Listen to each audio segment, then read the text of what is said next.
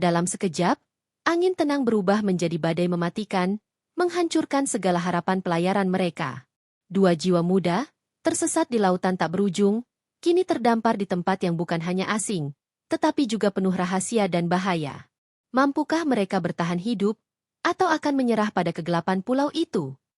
Sebelum melanjutkan ceritanya, dukung channel kami dengan cara like dan subscribe, agar kami dapat terus menghadirkan cerita-cerita menarik lainnya.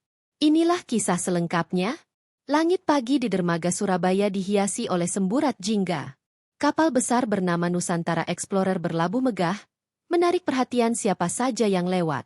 Di tengah keramaian awak kapal yang sibuk mempersiapkan perjalanan, dua anak muda berdiri dengan wajah penuh semangat, Arya dan Kiran. Arya, seorang mahasiswa geografi dengan semangat petualang yang tak terbendung, mendapat kesempatan langka bergabung dengan ekspedisi ilmiah ini. Sementara itu, Kiran, seorang fotografer pemula yang sering merasa tersisih, mengambil pekerjaan ini untuk membuktikan dirinya. Mimpimu akhirnya terwujud, ya? Kiran berkata dengan nada setengah bercanda, meski matanya memancarkan kekaguman. Dan ini hanya awalnya, balas Arya, senyumnya penuh percaya diri.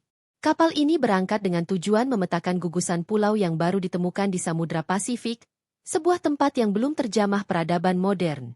Awalnya, perjalanan terasa seperti petualangan yang menjanjikan kejayaan. Namun, setiap petualangan besar punya risikonya sendiri. 3 hari setelah pelayaran, angin mulai berubah aneh. Gelombang kecil menjadi besar, dan awan gelap bergerak mendekat dari arah yang tidak terduga. Kapten menginstruksikan untuk memperketat semua layar, tetapi tak ada yang cukup cepat untuk melawan kekuatan alam. Semua ke dek bawah. Cepat! Teriakan kapten memotong keramaian di atas kapal. Arya dan Kiran yang berada di geladak luar, ikut membantu para awak menyelamatkan barang-barang penting. Namun, ketika kilat pertama menyambar tiang utama, suasana berubah menjadi kacau. Arya, kita harus masuk. Kiran menarik lengannya, tapi Arya masih membantu seorang pelaut tua yang hampir terjatuh. Namun, semuanya terlambat. Ombak besar menghantam keras. Dalam hitungan detik, kapal bergeser tajam dan mulai pecah di antara karang yang tak terlihat sebelumnya. Arya dan Kiran jatuh ke laut bersama reruntuhan. Segalanya terasa dingin dan gelap sebelum Arya akhirnya sadar, terdampar di pantai pasir putih yang asing. Arya! Suara Kiran membuat Arya terbangun dari pingsannya. Dia melihat sosok Kiran, pucat tapi hidup, beberapa meter darinya. Perjuangan dimulai sejak saat itu. Mereka memeriksa diri masing-masing untuk memastikan tidak ada cedera serius. Pantai itu panjang dan sunyi, hanya ditemani suara burung laut dan ombak yang bergulung di kejauhan. Kita harus mencari tempat berlindung sebelum malam, kata Arya sambil menatap matahari yang mulai tenggelam. Dengan sisa-sisa tenaga, mereka berjalan menyusuri pantai dan menemukan gua kecil tersembunyi di balik semak belukar. Malam pertama mereka habiskan dengan rasa lapar dan tubuh menggigil. Di hari-hari berikutnya, mereka mulai mengatur strategi bertahan hidup. Arya menggunakan ilmu geografisnya untuk mencari sumber air tawar, sementara Kiran mencoba belajar menangkap ikan dengan cara primitif. Mereka berbagi tugas, berbicara tentang apa saja untuk mengusir rasa takut. Namun, keberadaan mereka tidak sepenuhnya aman. Jejak kaki tak dikenal ditemukan di sekitar pantai, dan perasaan diawasi menjadi semakin kuat. Mungkin ada orang lain di sini, bisik Kiran dengan nada khawatir. Mungkin, tapi kita tidak tahu apakah mereka bersahabat, jawab Arya serius. Bulan purnama menggantung di langit, menerangi pantai dan hutan di sekitarnya dengan kilauan perak yang lembut. Arya dan Kiran duduk di dekat api unggun kecil. Suara ombak menjadi irama malam yang menemani keheningan mereka. Hari itu terasa lebih berat dari biasanya. Badai kecil menghancurkan tempat penampungan mereka, dan pencarian makanan menghasilkan sedikit hasil. Kenapa kita belum menyerah? Kiran bertanya tiba-tiba. Suaranya lirih. Matanya menatap nyala api, tidak berani menoleh ke Arya. Arya tersenyum kecil, meski wajahnya terlihat letih. Karena menyerah berarti mati. Dan aku tidak bisa membiarkanmu mati. Kiran menoleh, tatapannya bertemu dengan Arya. Di balik kata-kata sederhana itu, ada ketulusan yang membuat jantungnya berdegup lebih kencang. Dia merasa hangat, meski malam begitu dingin. Mengapa kamu selalu berpikir tentangku lebih dulu? Tanya Kiran, suaranya gemetar. Arya mendekat sedikit, membiarkan api unggun menjadi saksi bisu momen itu. Karena aku tahu, jika kita bertukar posisi, kamu akan melakukan hal yang sama. Hening melingkupi mereka. Hanya suara desir angin yang sesekali memecah sunyi. Kiran merasakan air matanya mengalir tanpa disadari. Selama ini, dia merasa seperti beban. Tetapi Arya, dengan caranya sendiri, selalu menunjukkan bahwa kehadirannya berarti. Kadang-kadang aku merasa aku tidak cukup kuat untuk ini, ujar Kiran, mencoba mengendalikan isa kecilnya. Arya mengangkat tangannya, menyentuh lembut bahu Kiran. Kamu lebih kuat dari yang kamu kira, Kiran. Kamu telah bertahan di sini. Bersamaku. Itu sudah membuktikan segalanya.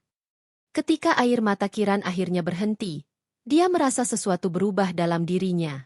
Perlahan, dia menoleh, menatap Arya lebih lama dari biasanya. Tatapan itu, penuh rasa syukur dan sesuatu yang lain.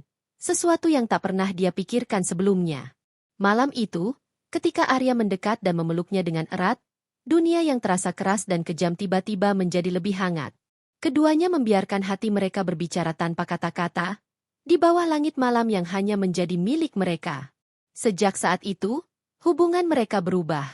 Mereka tidak lagi hanya menjadi dua orang yang terdampar bersama. Mereka menjadi sandaran satu sama lain, cahaya kecil di tengah kegelapan. Tanda-tanda kehidupan lain mulai terlihat lebih jelas. Potongan kayu dengan ukiran aneh dan suara-suara yang tak dapat mereka kenali mulai muncul di malam hari.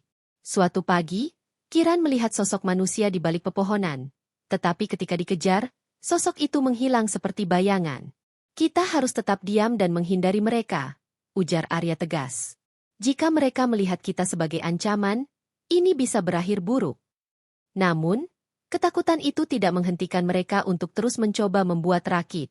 Sayangnya, semua percobaan mereka untuk meninggalkan pulau selalu gagal, baik karena badai maupun ombak yang terlalu ganas. Hubungan mereka yang kian erat menghasilkan sesuatu yang baru, kelahiran seorang bayi perempuan.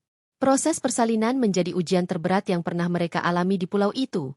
Tetapi ketika suara tangisan kecil bergema di udara, semuanya seakan terbayar. Apa namanya? Tanya Kiran lemah sambil memeluk bayi itu. Laira. Jawab Arya sambil menatap buah hati mereka dengan rasa kagum. Saat Laira mulai belajar berjalan, ancaman dari penduduk asli semakin nyata. Suatu malam, suara nyanyian yang berasal dari hutan terlalu dekat, membuat keluarga itu berjaga sepanjang malam dengan tombak sederhana yang mereka buat. Kesempatan untuk melarikan diri muncul ketika sebuah kapal ikan besar terlihat di kejauhan. Dengan cepat, Arya dan Kiran menyalakan api besar untuk menarik perhatian kapal itu. Namun, penduduk asli muncul dari balik pepohonan, membawa tombak dan mulai mengepung mereka. Aku akan mengalihkan perhatian mereka, Arya memutuskan. Tidak, kau tidak bisa meninggalkan kami. Kiran memohon, air matanya jatuh tanpa henti. Tapi kau harus selamat, untuk Laira dan Arsen, jawab Arya tegas. Dengan hati yang berat, Arya berlari ke arah hutan, memancing penduduk asli untuk mengejarnya. Ini memberi Kiran cukup waktu untuk membawa anak-anak mereka ke kapal. Kapal perlahan menjauh dari pantai.